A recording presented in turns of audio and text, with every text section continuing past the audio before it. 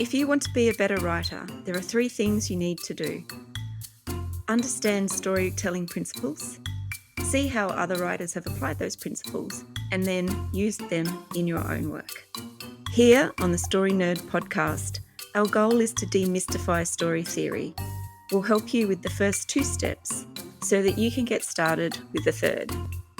I'm Melanie Hill, writer, editor and poet, and I have a passion for middle grade and young adult stories, spy stories, fairy tales and master detective novels. And I'm Valerie Francis. I'm a writer and literary editor, and I focus on stories by, for, and about women. So on today's episode, Valerie pitched Turning Red so that we can study genre. This 2022 animated adventure film was directed by Domni Shi from the screenplay by Domni Shi, Julia Chow and Sarah Stritcher. Okay, Valerie, we're talking about genre this season and you've chosen a Pixar story for us. And I'm so excited to be analysing a Pixar movie.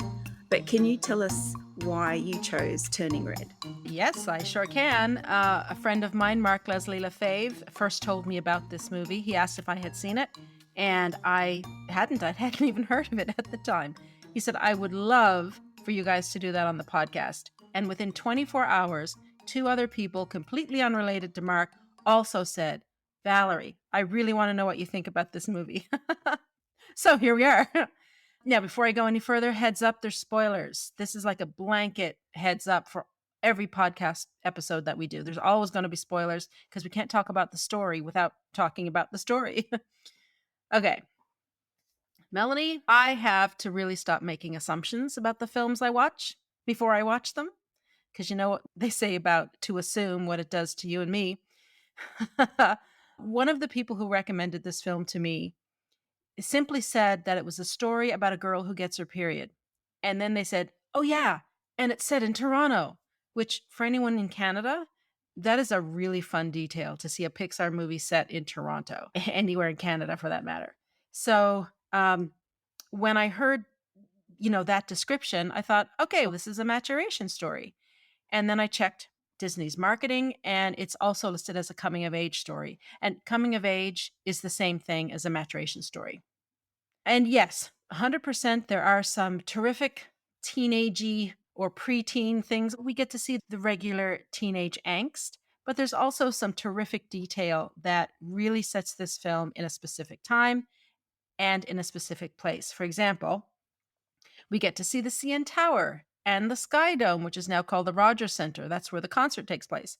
We see the trolleys going back and forth on the streets in Toronto. And I bet all Canadians picked this up. The breakfast scene with Mai and her parents, there's a box of Tim Hortons donuts on the table. Now, Tim Hortons, for anyone who's been to Canada, there's one on every corner. We have a lot of them. It's a coffee shop, coffee and donuts. But as far as I know, nobody eats those donuts for breakfast. Not that I know of anyway. And of course, there's the Tamagotchi, which when my son was little, let's see, this film takes place in 2002. My daughter was born in 2003. And it was shortly after that my son got a Tamagotchi. So he probably would have been 6, maybe 5, 6.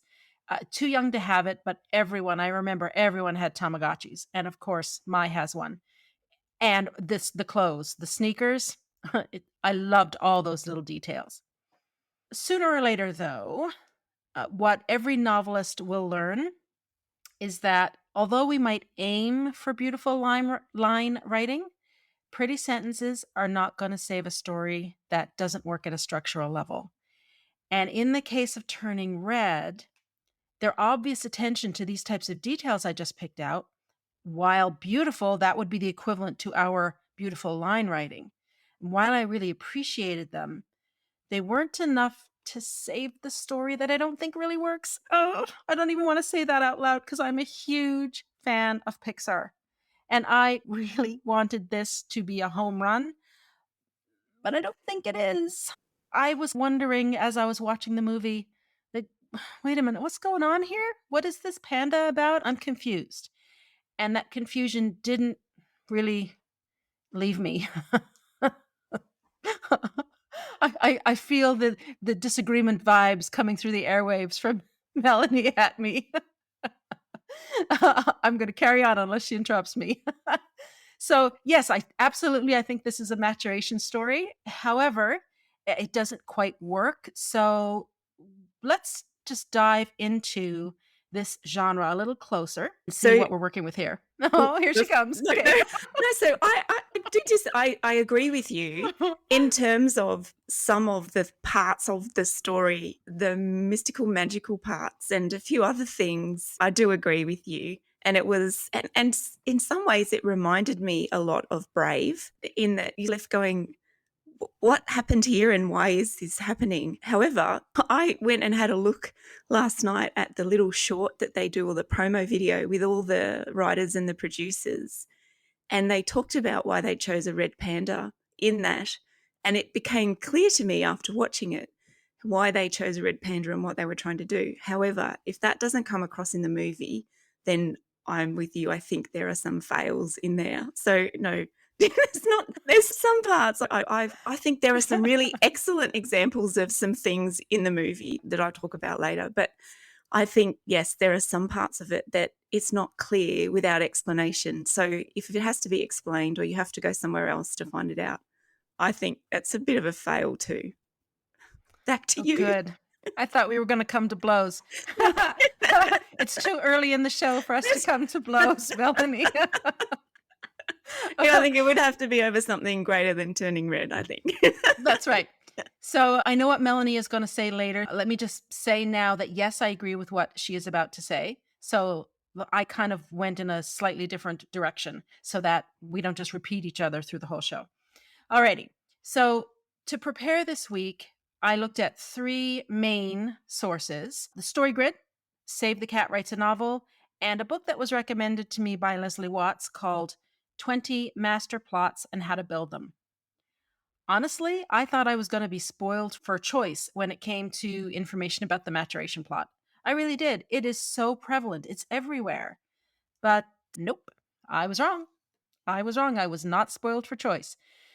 So, one thing that these three resources that I just mentioned have in common is that they all have this coming of age or maturation story following an arc plot form as set out by Joseph Campbell in Hero's Journey.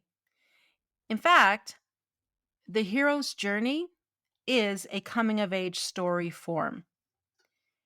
There are so many myths and legends about the boy who leaves his village, goes on an adventure, slays his dragon, and then he returns home as a man.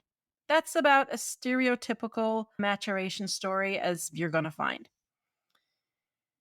So, the 20 Master Plots book was written by Ronald B. Tobias, and he states that the coming of age story always involves a physical change in some way. And it's always about a child who transitions into adulthood. And with respect to Ronald B. Tobias, I totally disagree. If we were to take this definition, then Turning Red is clearly a coming of age story. And we don't argue that it is a coming of age story. I just think it doesn't quite hit the mark. But the problem with Tobias's definition, as far as I see it, is that it's very narrow. It's a narrow slice of the genre. Sure, that's one way to present a maturation story, but the form, the genre has evolved greatly, as genres are wont to do. Obviously, we still see it in children's fiction, and Melanie is going to talk about that in a bit, so I'll just leave that there so I don't steal her thunder. But we also see it in all kinds of adult fiction in various genres. Believe it or not, it's paired with all kinds of other genres. And it could be a secondary genre, it could be in a subplot somewhere. It's in everything, or just about everything. Lots of stuff, from Star Wars to Brooklyn to whatever the latest YA novel is. Now, with Save the Cat Writes a Novel, I know this is one of the most popular books on story theory on the market. I think just about every client I've ever had has been familiar with it. And it was actually the book that was recommended to me back in 2014, maybe 2015, when I first got into this and first decided, okay, I'm going to see if I can get all the way to the end of this book and see if I can publish it, and maybe I'll even be a writer for a living. And that was the book that was recommended to me. It was actually Save the Cat, Blake Snyder's, and then after that, Jessica Brody's Save the Cat Writes a Novel came out. So Anyone Who's Anyone had both of them. I'll be honest though, it's not a reference I go to very often. Now, there's nothing wrong with it. I want to be very clear about that. So, if this is a book that you love and it's working for you, then by all means stick with it. However, I want you to understand that at its best, it's an introduction to story theory. That's all it is. It's an introduction.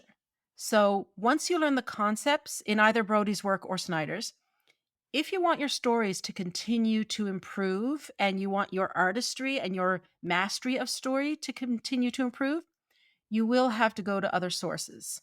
And all roads seem to lead to McKee sooner or later, to be honest.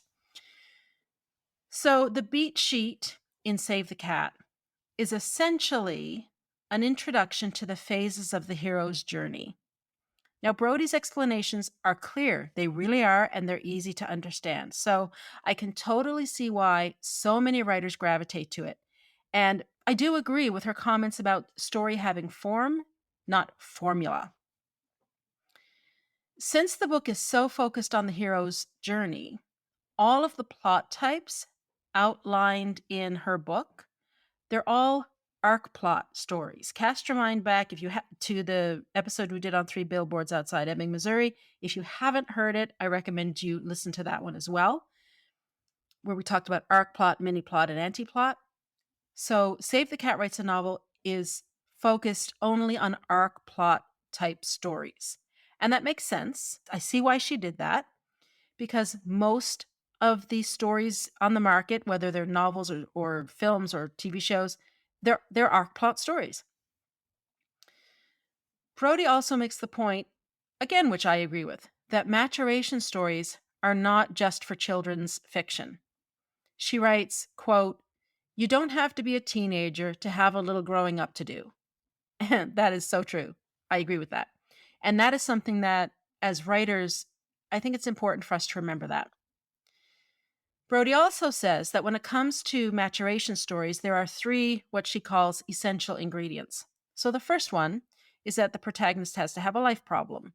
The second one, there has to be a wrong way to attack the problem. So the character has to go about attacking the problem in the wrong way.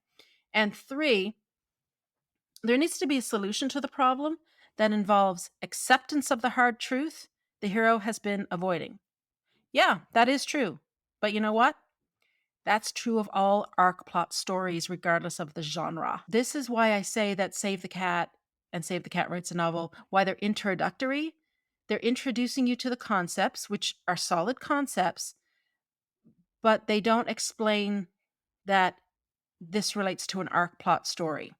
So what happens then is that when you're trying to analyze novels yourself to learn from them or analyze films to learn from them, it gets really confusing really quickly because not all stories are arc plot. There's a lot of mini plot around or multi plot, like multi character plots. So there's a lot of different types of stories out there. Anyway, moving on. So this brings us to StoryGrid. And as a StoryGrid certified editor, I have a bias toward this. I totally admit that up front, but there's a reason I have that bias, and we'll come to that. So as a StoryGrid editor, I have talked about the genre Clover before in previous episodes. They have it on their website, and also on their website, they have a series of what they call cheat sheets, which outline the conventions and obligatory scenes or obligatory moments for each of the content genres. Now, since StoryGrid and Sean Coyne, since that draws on the teachings of Robert McKee and Norman Friedman, you're going to hear echoes of McKee and Friedman in what I'm about to say. So the reason I like the StoryGrid genre Clover is that it's comprehensive. It works for a beginning writer, but then as you grow as an artist, as you become a better writer, the Clover grows with you. And the more I am studying a genre for each of these episodes, the more I'm appreciating the genre Clover. Because if nothing else, what Sean Coyne was able to do is organize the information that's out there into a system that allows you to attack it. It brings order to your mind so that when you're studying anybody's concept of genre, you can put it in a place, which really helps me. Now, the maturation story is all about a character who is naive about some area of life at the beginning of the story, but who by the end has a degree of wisdom. That's easy enough to understand. We've all been adolescents. We've all gone through this in real life. And if you have teenagers, you're being reminded of it all right now. So maturation is really about what's going on inside the character. These are character-driven stories. Sure, there may be a physical change and there will definitely be action happening in the physical world, but a physical change for the character is not required. The way in which a character learns these lessons and goes from naivete to maturity is by going through the various phases that we know as the hero's journey. Now, I know there's a lot of talk in the writing community about the hero's journey being too patriarchal and blah, blah, blah. I'm not going to deny that Campbell references heroes as male characters, but that's because the stories that had been written up to the point of his research tended to have male protagonists. We all know this. We all know that historically, most books were written by men about men. We are still trying to change that today. So you can't change what happened in the past, and I have no intention of fighting it. I don't have enough energy for that. I'm just going to work from where I am now forward. So for me, when I study the hero's journey, or even the heroine's journey for that matter, I take gender out of it totally. I see it as a human journey. It's how we change and grow. Now, I could build a whole argument around that, but this podcast would be 2 hours long. So let me just say that and park it there for today. And maybe in a future episode, I'll come back and chat about it again. For now, suffice it to say that a coming of age story follows an arc plot structure, which is the hero's journey structure. Alrighty, so the thing that's confusing me about Turning Red is that I'm not sure what Mai is naive about at the beginning of the film, and therefore I'm not sure what she's mature about at the end.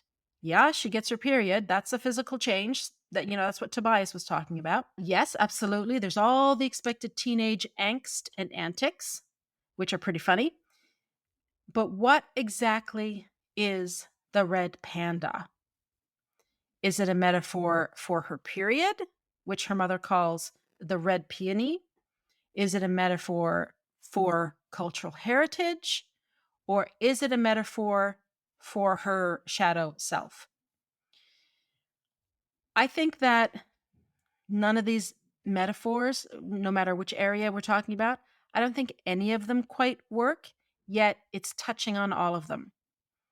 Remember in the episode we did on late night, that was episode 1 of this whole show. We said then that a story is about one thing, because a story that's about everything is a story that's about nothing. Turning Red, to me, feels like a story that tried to be about everything, and it could have worked beautifully as a story about physical maturation, or a story about cultural appreciation, or a story about integrating the shadow self. Any of those would have worked, and the red panda would have been a wonderful metaphor for any one of those. But I think in the end, it isn't really about any of them. And in my opinion, that's why this film is falling short of a fully realized maturation story. Now, I could go through the conventions and obligatory scenes as outlined on the StoryGrid cheat sheets, but I don't think that's necessary. Honestly, I spent 3 years doing that kind of thing over on the StoryGrid Editor Roundtable podcast. So that information is already out there. It's been done. So I don't think I need to repeat it. I will say that the movie does hit some of the points there, but again, not all of them. And I think that's due to the fact that the panda isn't working as an effective metaphor. So let's look at these three areas of metaphor so you can see what I'm talking about. All right, let's look at the red panda as a metaphor for puberty. Well, the panda appears on the morning Mai gets her period. So it's not a big leap to assume that's a metaphor for puberty. And it's red. At least they didn't name the panda Flo. Anyway, there's a bit of lovely comedy between her and her mom. There's the usual adolescent embarrassment and the mother who goes over the top by providing every sanitary product on the market. The poor mother. But the panda is also referred to as a monster. It's a curse, and it comes out when Mai gets upset. Now, I'm sure this is meant to be part of the joke, and I get it. I just think it's an unfortunate joke, especially in a story targeted at young girls. Women don't turn into monsters every time they menstruate. Likewise, when we get angry or upset, it's not because we're hormonal. Sometimes it's because somebody's being a tool. So, this I feel is a cliche, and Pixar just fell right into the cliche pothole. Furthermore, I'm not done yet. They're going to hold a ceremony led by a man so that Mai can reject the panda. I think her mother even says there's a cure for it. A cure? There's no cure. You just have to wait for menopause. There is no cure. And we can't choose to have our periods or not. It happens. So the question I know you're asking is, am I reading too much into this? And honestly, yes, I think I am. I do not believe for a second that this was the writer's intent. I am saying it, though, to point out to you that the red panda that may have started out as a metaphor for puberty, but it doesn't carry through the story properly that way. It doesn't make sense if you keep carrying it through the story as a metaphor for puberty. So, therefore, it's not quite working that way. It's really interesting that you say that and talk about that as a metaphor, because as we sat down to watch it as a family, my daughter, who's 13, came up and whispered in my ears. So she's got three brothers. So she came up and whispered in my ears, "Mum, this is a movie about getting your period." And I went, "Oh, okay. All right. Well, let's see what that means." So that was what she had also been told about the movie. And I remember sitting there watching it the first time thinking, I don't think that's what it's about. Isn't But that interesting? it's really funny because she said that's what she had read or seen or heard and was, about, it spiked her interest, which is good. It's a story about a girl about her age.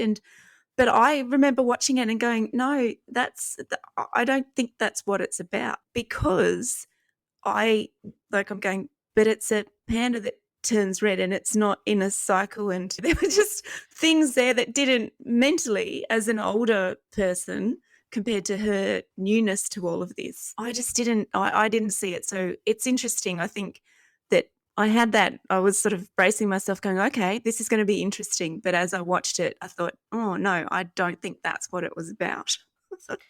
That is interesting. I thought that too. If this is a metaphor for puberty and she's just popping in and out of it for a whole month, this poor child. That's all I thought. And instantly I thought of the classic Are You There, God? It's Me, Margaret, which I bought for my daughter. And I still have the copy that I had as a little girl. And the American Girl doll company had some wonderful nonfiction books. So I was really hoping that this would be a new story about puberty for girls because we're due for more. This Yeah. is a great topic, Yeah. right? Yes. Yeah. So, whether they meant it that way or not, the audiences clearly seem to be taking that way, but I don't think it quite worked. So, it could also, in my opinion, be a metaphor for cultural heritage and the acceptance of it or rejection of it. Mai's mother tells her the story about their ancestor who was granted the ability to become a red panda so that she could protect her family. I thought that was a lovely story. I thought it was great. However, once they emigrated, what was once a blessing became a curse. Now, if the red panda is a metaphor for cultural heritage, then that's a very uncomfortable message. I don't like that message, especially here in Canada, where we see ourselves as a mosaic. If it is meant to represent culture, then I think it's beautiful to see Mai accept it and keep it as part of her identity as she moves into adulthood. Now, saying that, at the same time, we see her mother, her aunts, and her grandmother again choose to reject their pandas. So, is this film suggesting that older generations reject heritage, but younger generations accept it? Nope, I don't think so. I really don't. Again, I think the red panda could work well as a metaphor for heritage, but it isn't working fully that way here. It kind of starts to be that, but it doesn't, again, it doesn't carry through. So, the last possible metaphor that I see is that the red panda could be a metaphor for the shadow self. It's made crystal clear that Mai becomes the panda when she gets too emotional. And by too emotional, what they mean is that she's angry or upset, which I think is interesting because love is also an emotion. However, when she thinks about her friends and feels their love, she returns to human form. So it's not that it arrives when she's too emotional, it's when she's feeling negative emotions. Of all the metaphors, I think this is the one that works best. Now, I'm not keen on the notion that Mai's shadow self comes out when she gets her period, but I'm going to move on from that because I can feel a rant coming and nobody wants to hear that right now. The panda appears, as I said, when she's angry or upset. But it also appears when Mai is being selfish and materialistic and opportunistic. She wants to go to that concert and she has absolutely no problem using the red panda as a way to get money. Now, Mai does not display all of the seven deadly sins, but those that she does have are associated with the panda in one way or another. Okay, lust, I think, is a bit strong for a Pixar movie, but she's got a crush on the boy at the poor boy at the convenience store and the members of Four Town. Just a little side note here, they call themselves townies. I'm from Newfoundland and I am a townie. I am called a townie because I am from the capital city. If you're not from the capital city, you're called a Bayman. So I laughed when they call themselves townies. I have no idea if the writers knew that at all. But anyway, so another deadly sin, greed. Yeah, Mai has no problem using the panda to get money for concert tickets. She is happily, I hesitate to use this word again because we're talking about Pixar, but she's happily pimping out the panda, right? And the more money she makes from the sales of t shirts and photos and whatnot, the more she wants. At one point, when they're on the bleachers at, I think it's just a rehearsal, not a rehearsal, you can tell I come from the arts world, a practice, a sports practice. She and the girls are on the bleachers. And she even screams in frustration that she should have charged more for the photos. And it's Miriam who says, just relax, like Akuna Matata, just enjoy the view of the beautiful boys playing their sports. Gluttony, well, yeah, Maya's the panda is scarfing down the birthday cake, but to be fair, she does say that her mother overfeeds her just when she's a normal kid. And wrath, obviously, the panda appears when Mai is freaking out. So 4 out of 7 isn't bad. Now, I don't know if it was the writer's intention for the panda to represent the shadow self, but I like it as an idea. And I love that Mai integrated it at the end. I mean, that's a really important lesson for kids to get. Harry Potter talks about this all the time. Harry even has a bit of Voldemort inside him. Yeah, spoiler alert for Harry Potter, too. And so there are, God, as I'm saying this, all these titles of kids' books are popping in my head. This is a really common theme. And I love it as a theme because we can't reject our shadow. It's part of who we are. And as Sirius Black says in the Harry Potter movies, anyway, I can't remember what's in the books, it's up to us to choose the light, not the shadow. So I think if the filmmakers had chosen to focus on this last metaphor, the panda as the shadow self, they would have had the screen time to develop it fully. And then I think the story would have worked better as a maturation story. As it is, I'm kind of lukewarm about this one. It hits some of the marks, but not all of the marks. Not enough for this to be a story that works, and I wouldn't recommend it to any of my clients who are writing maturation stories as a good example of how to do it. What do you think, Melanie? Yeah, I think I agree with most of what you've said, especially in the summary of how they came to make the movie and why they chose the red panda. But it's really interesting because, again, like I said before, I think what they were intending to do and why they chose it and how it comes across in the movie are really different. And I think that's why it doesn't work, because they didn't make that very clear. Um, and I think they would have benefited from having made that a lot clearer. But anyway, have a look and let me know what you think when you see it.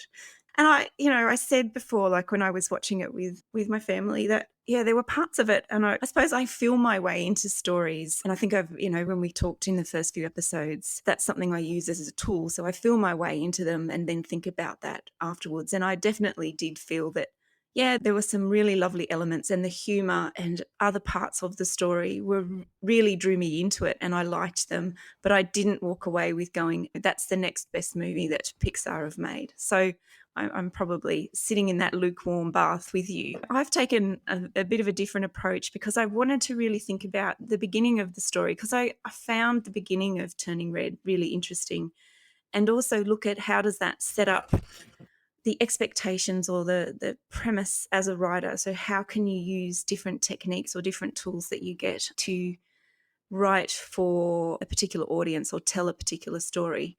And as someone who writes for children and adults, I would actually say that writing for children is much harder, because they are far less forgiving when a story doesn't suit them or it doesn't work. And they will put down a story and not persist with it if it's not meeting their expectations or they're not enjoying it. And they definitely have a lot of choice when it comes to other things that will entertain them and keep their attention. So Pixar movies generally are excellent examples of how to write and attract and maintain an audience's attention. And most Pixar movies reach across from adult to children, and they're usually enjoyed by both those all audiences, whether you're younger or older. But today I'm going to focus on the kidlit aspects of Turning Red. And there's a whole heap of lessons, I think, to be applied when we think about grabbing and holding the reader's attention, especially at the beginning of Turning Red. So I'm going to draw from The Anatomy of Story by John Truby to help break down what happens at the beginning of Turning Red. So I'll classify, again, Turning Red as a worldview maturation story, using their classifications of genre in Storygrid and Story by Robert McKee and Sean Coyne for the Storygrid. A maturation story also fits in with the age of the protagonist, Mei Lin, who has recently turned 13. And the producer says in the short promo film called Embrace the Panda that Turning Red is about growing up and figuring out who you are and then embracing that. And I did see that coming through as a theme when I watched the movie. So our expectations that Mei Lin, or Mei as she's called, she'll encounter a problem where her understanding of the world she lives in will undergo a significant change. And the movie does that reasonably well in the opening scenes and the beginning sequences. Valerie and I wanted to study genre in this first season because we both agree that everything in a story is determined by genre. Now, Truby doesn't talk about genre in the same way that we do, but he does talk about the premise of a story, and that everything and every decision you make is based on the premise. This is slightly different from what we've spoken about in previous episodes, but I believe Truby's premise and the genre, in accordance with Coyne and McKee's work, are related in that they provide a framework that maintains a writer's focus on the type of story they're trying to tell. Frameworks like genre or a premise are great because they provide constraints. Genre, or the type of story, establishes the expectations in readers or an audience's mind. The expectations or conventions then provide a writer with some essential scenes or moments that need to be in their story. So it's very similar to understanding how to plan out your story. Anatomy of Story lists and explains a process to create and establish a premise for your story. Now, I've been listening to Creativity Inc. by Ed Catmull. It's a leadership or a business book, but it has some great advice for those of us who create stories. And my personal favourite from Creativity Inc. is the catch cry that story is king. And I should go back and say that Creativity Inc. and Ed Catmull is really about Pixar's journey and how they grew as a business being in the storytelling industry. So that probably gives you a bit of context that I didn't mention. But story is king is one of the catch cries that they use, and it's a real focus point for Pixar. This means that no matter what technology can do, and no matter how new and bedazzling something appears, it will never gazump story. Truby and Pixar use a process whereby they work ideas through an iterative process, but start with story concept. And sometimes that concept will change as the ideas are developed. But most of the time, Truby and Pixar stay true to the original concept because the idea behind the story is based on a personal experience. Here's how I've used some of the tools in Truby's Anatomy of Story to help unpack Turning Red, and how I think they've developed the type of story that Turning Red tells. The two concepts I really want to focus on are the premise and the designing principle. And the premise is the story stated in one sentence, while the designing principle is, and I quote, a statement that organizes a story as a whole. It's the internal logic of a story.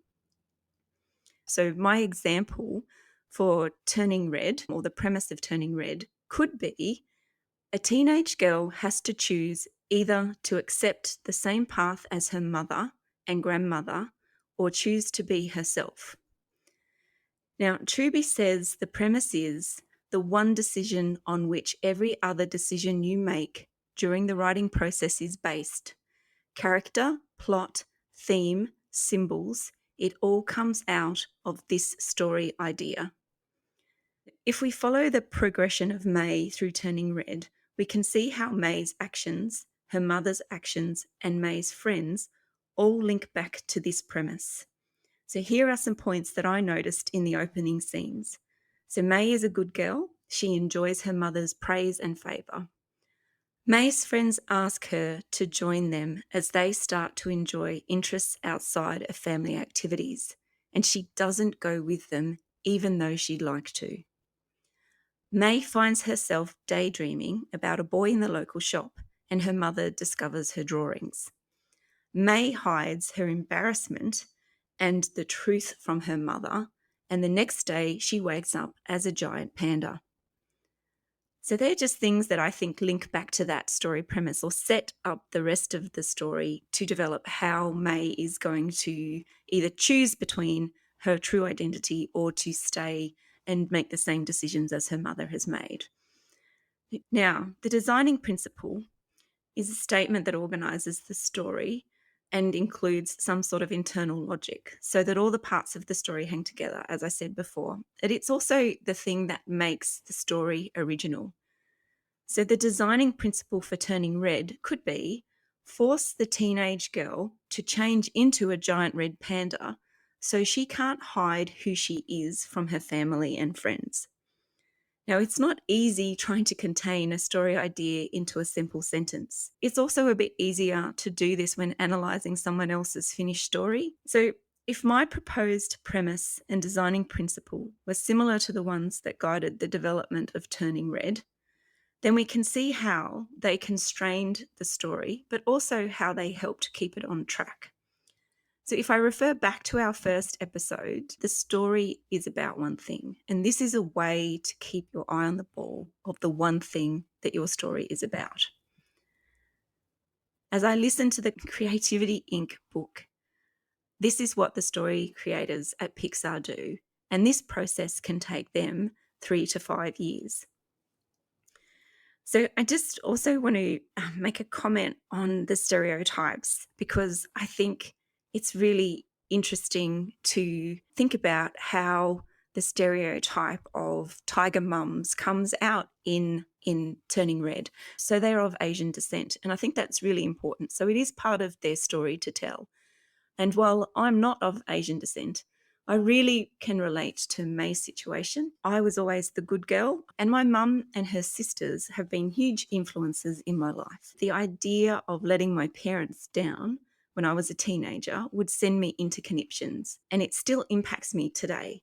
So I relate a great deal to May's situation throughout most of the movie. And for me, I think that is part of this story that really works, and it shows a level of really good characterization, because we can't underestimate how relating to a character draws us into a story. This leads me into thinking about presenting the character as an embodiment of the story's premise right at the start of the movie, which is something else that I think this movie does quite well. May's wants and needs are stated up front in the opening, and she thinks she has everything sorted. So May says in her opening monologue, "I'm Maylin Lee. Ever since I turned 13, I've been doing my own thing, making my own moves, 24/7, 365. I wear what I want, say what I want, and not to brag, but turning 13 means I'm officially a grown-up." So her situation, however, is ironic, which is perfect because this sets up the potential conflict early. So May's words and her actions do not align, because a few minutes later, May is walking home with her besties and they ask her to join them for karaoke. And May, who does her own thing and makes her own moves, rushes home because it's cleaning day. And her friends lament, every day is cleaning day. And May talks about how much she loves cleaning. And as we see May at her family's temple, we see that she is clearly not a girl who is doing her own thing. And again, I think that sets up a really good dynamic and sets up the conflict that we start to see in May's internal maturation. So I'm going to go back to my working premise for Turning Red, which is a teenage girl has to choose to either accept the same path as her mother and grandmother or choose to be herself. So when we meet May, we are presented with the conflict between what she thinks she is, an independent, loud and proud dork, and what she really is, which is a girl who is a loud and proud dork, but she is also a girl who doesn't want to disappoint her mother. So the premise is working well. So remember, a concept is like genre or a premise combined with a designing principle can keep you on track and help you keep your story about the one thing. So as I come to an end of this episode, I just have one final comment. Double happy endings in kids' stories, I find them quite annoying because I believe they do kids an injustice. So if I think back to the Lisa Cron quote that Valerie discussed in episode 2 of West Side Story, and I quote, "We're wired to turn to story to teach us the ways of the world." Then I think, if I think about this, then I think we should write stories for children that conclude in a bittersweet way, because that's the way the world is. Not every ending is happy. Not everyone gets what they want and what they need.